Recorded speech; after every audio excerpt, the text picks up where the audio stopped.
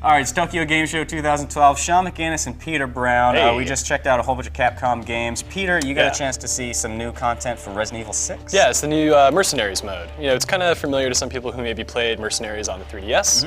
Very action-heavy, kind of score attack kind of thing. You've got like a time limit, and you're in. I think they had 6 locations in the list, but only 4 were available here. And so essentially, you play either Chris, Leon, or Jake. And you are waiting to sort of be extracted from this environment, and you just have to survive for as long as possible. Okay. So there's a time limit, and you have to kill as many people as you can. You can extend your time by killing people in different ways. You know, a typical, like, you know, shooting them with guns give you 5 seconds. I think if you kill them with a counterattack, maybe you get 10. There are also these little gems around the map that you can use to extend your time.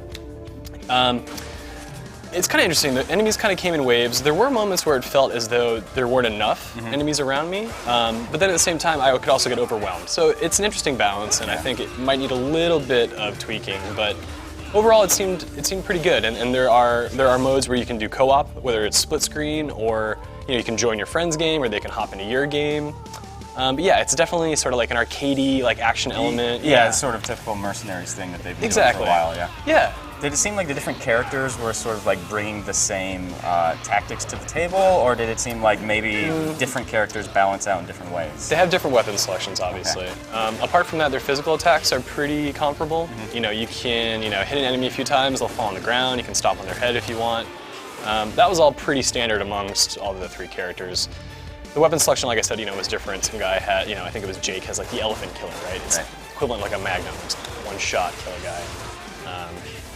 He was pretty strong, and I did find myself running out of ammo quite a bit. So you kind of have to run around the map to collect more, which you'd think it'd be nice if you could get them from more enemies. So maybe we'll see that in the end. But overall, it seemed pretty fun, and I can see people kind of competing with each other. So do you think it has legs? Is this going to be something that people like keep playing, or is it just sort of like, hey, I bought this game, may as well play Mercenaries? It's an interesting question because Capcom is sort of pushing this initiative with the Resident Evil Online presence. So I think a lot of the data and the achievements that you get within the Mercenaries mode will translate over to that.